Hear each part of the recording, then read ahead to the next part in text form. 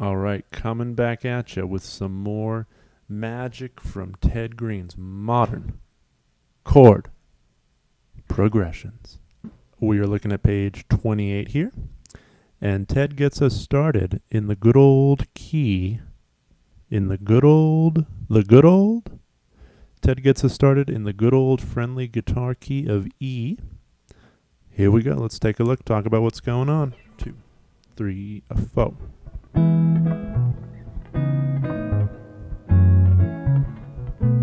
Now this is almost a cliche sound, right? This one will kind of teach you how to get a bass line going while playing the chords, right?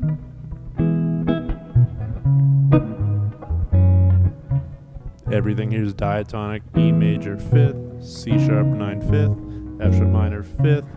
Everything's going to the 5th except for right here goes to the 3rd, and then you can resolve.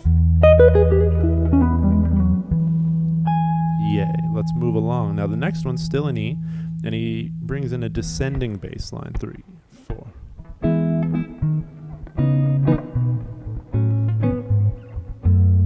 Let's try that again. 3, 4.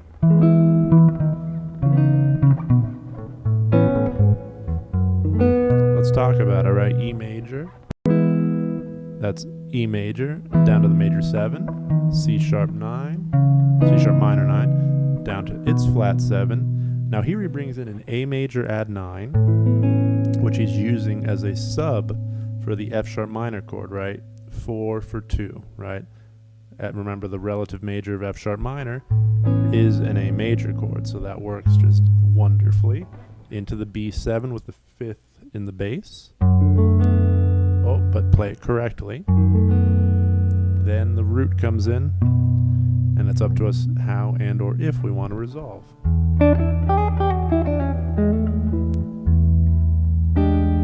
Yeah.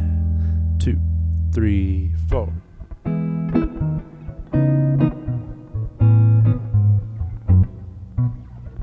That B7's giving me a little trouble.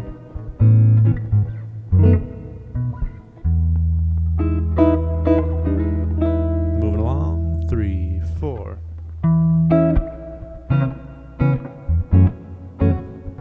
Now there's a sound. All diatonic still. E major, C sharp minor 7, F sharp minor 7, B13, resolve.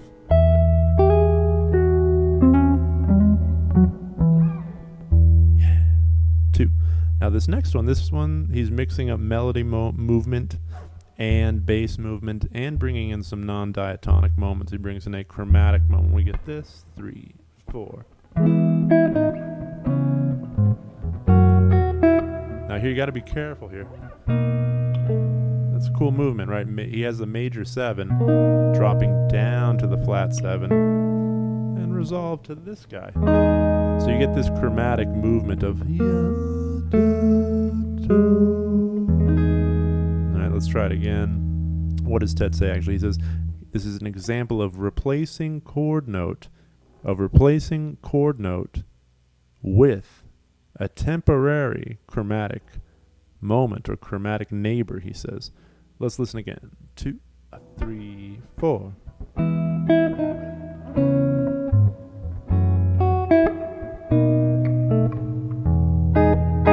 That's a nice one. 3, 4.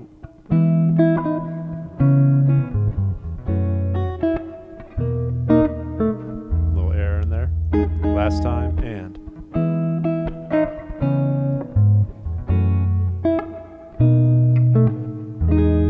There we are. Next one. It's.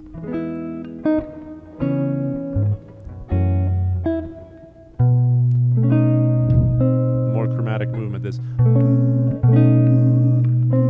Into. That's fun. And you know, of course, as we're doing this, we also want to realize that we're getting acquainted with the key of E. Obviously, the 1 chord is E. We should get the point now that the 6th chord is C sharp minor. 2 chord is F sharp minor. And the 5 chord is some sort of B dominant chord. Flat 9, resolving to E major 7.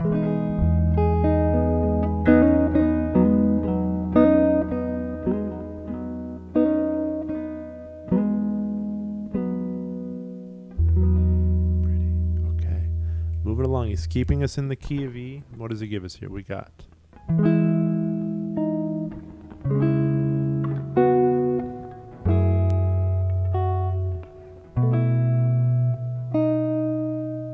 what are you doing here, Ted?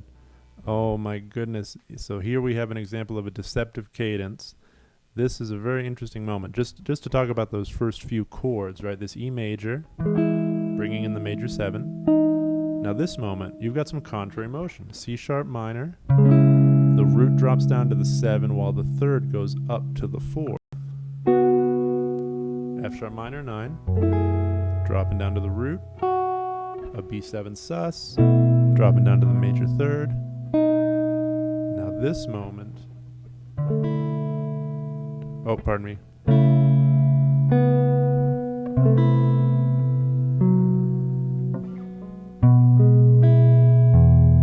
Okay, now that's fascinating. Let's look at that again. We get this sound, we get a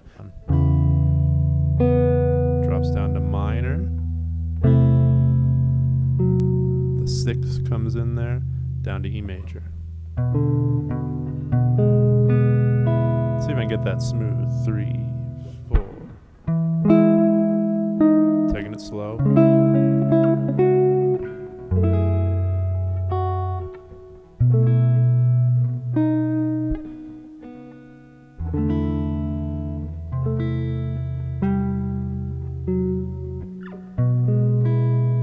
Trying it again.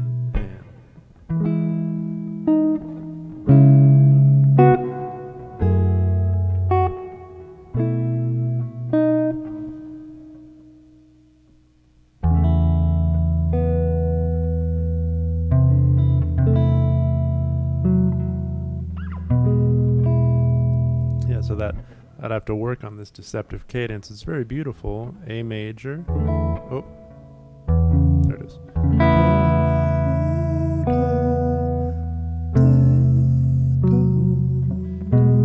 2. Trying it again.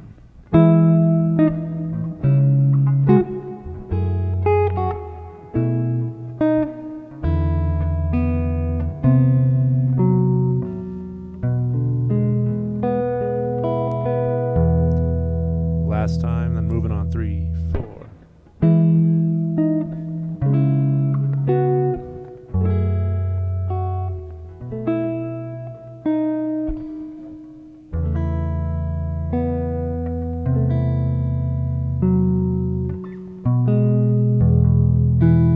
So when dealing with one of these progressions that's giving you trouble, it's fine to treat it in a rubato way. Just let the chords breathe. Don't worry too much about a steady rhythm. Sometimes you just got to make sure that you can move between these chords, right? So if I really wanted to drive this one home, I would spend some time with this and get much more comfortable with that deceptive cadence, this A, because it's calling for a lot of specificity in the right hand. And notice it is very beautiful. So that progression, he's going 1 chord, 6, 2, 5, 4 with E in the bass, 4 minor, home. Lovely sound, eh? Okay, let's keep it rolling. 2, 3, 4.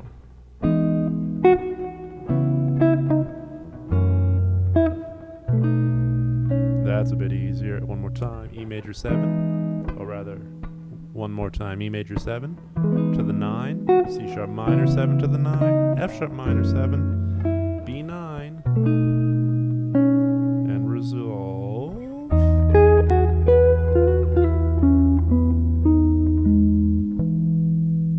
Good times. Let's do one more. Now he's bringing us into instead of a 1-6-2-5, a 3-6-2-5. Let's give it a shot. 3, 4.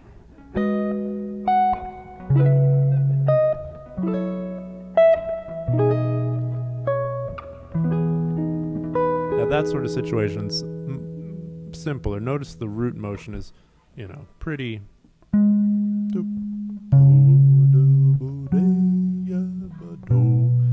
So it's a bit easier for whatever reason.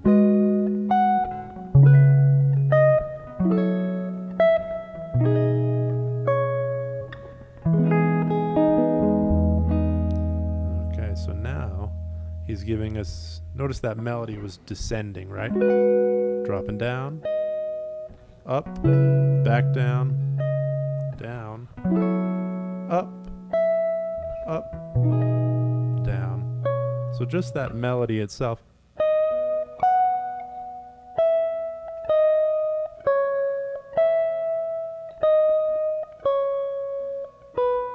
It's a pretty melody. With the chords again, it's why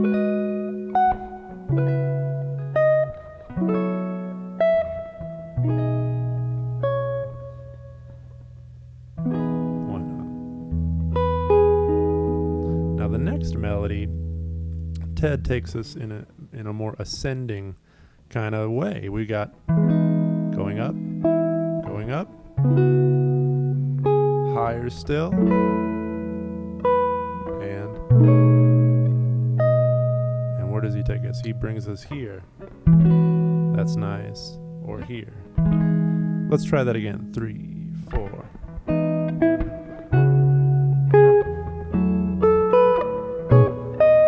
I want to resolve up here. I want to be like, but Ted brings us back down. He brings us to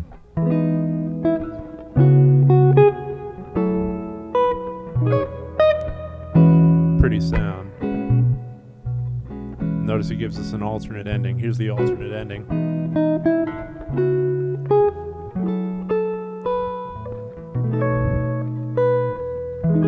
Very pretty. As you do these, you want to ask yourself, how conscious are you of the melody? Can you really hear that melody? Hum it, sing it, because it's sort of the thread that makes the chords make sense, right? These aren't just chords. I mean, they're typically, when we think of chords, we're accompanying a melody that either we're singing or someone else in the band is playing. But here, right, we're playing chords and melody together. Not the easiest thing to do, but that's what we're doing. So we want to make sure we can hear all of that. We can hear the melody and hear the chord. Now with the melody movement Ted gives us.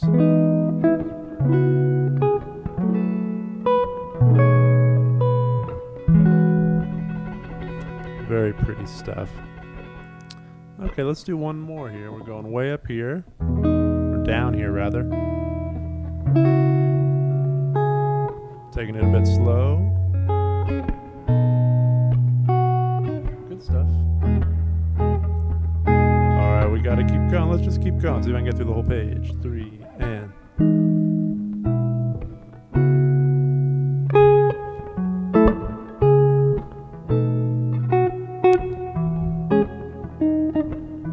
That's a fun one, right? We've got bass movement and melody movement. Down to the 5th and up to the root. Up to the 5th. Here we've got bass and melody again. B7, dropping down to the 5th to an E6 resolution, bringing in the major 7.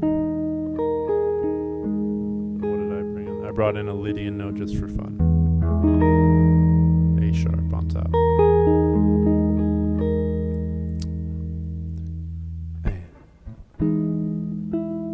Ooh, very interesting here.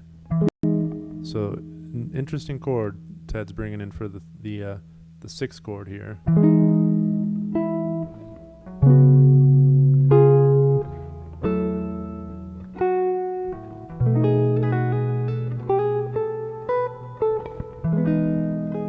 So notice here, all of a sudden we have a moment that isn't diatonic. And what does Ted say? He says, why do you think these two bass line tones are used here? Could it be that they help create smooth chromatic lines? I have a feeling they do help create smooth chromatic lines. And it also turns the 6th chord, what he's calling here C minor 7 sus, for a brief moment it turns it into a dominant chord. When we go from this down to this, right, that's the major 3rd and the 5th on top. And we have the flat 7. So from this to this, dominant 7, taking us to the F sharp minor, right, to the B13,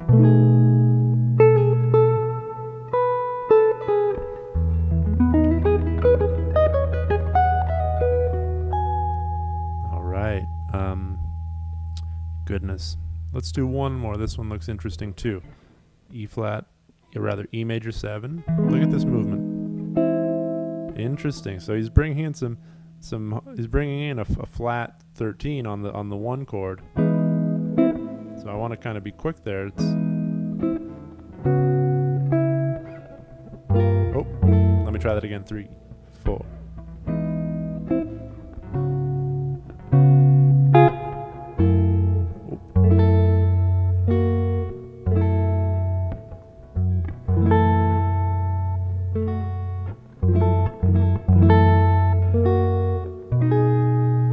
This one is interesting, right? We've got that E major 7, and the melody or the movement's going up to the root and the flat 6, C sharp minor, 7 sus, dropping down to the 3rd and 5th, which essentially makes it a C sharp dominant chord, F sharp minor 7, also dropping down to the 3rd and the root, which makes it an F sharp 7 chord to B13, and home. Now this is an example of one I'd want to spend some time with to really get comfortable with. I'm still not hearing it all the way. See, taking some extra time to get through it. But now notice he's introducing some non-diatonic moments. Most everything preceding this was diatonic, meaning only using the notes of E major. And now he's starting to bring in some chromatic movement and some non-diatonic stuff, which is really just turning these chords into dominant chords for a brief moment, right? This is E minor sus, or C sharp minor sus, turns it into a C sharp 7, F sharp minor 7, turns it into an F sharp 7, B13. Let me try that again. Let's try it one more time. 3, 4. Try it one more time. It's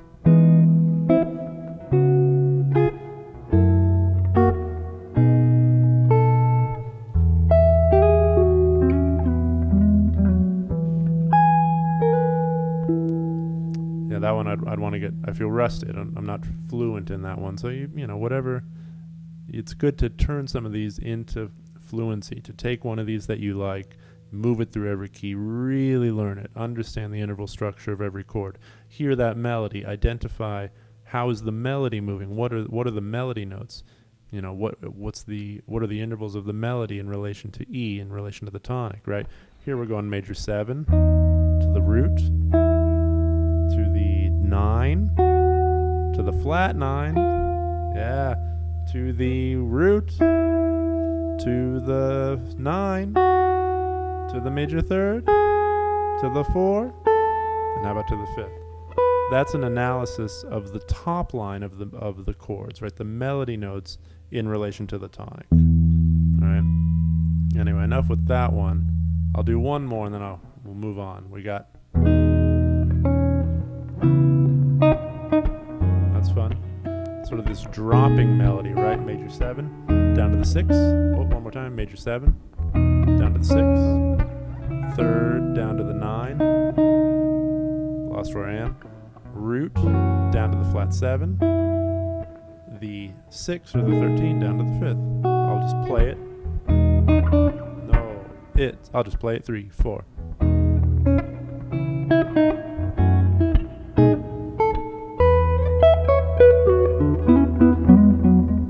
One more time. 3, 4.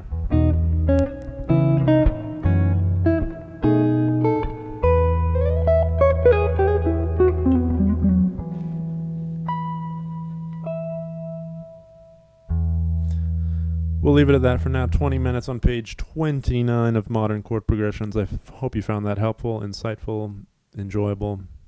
Catch you on the next one. Adios.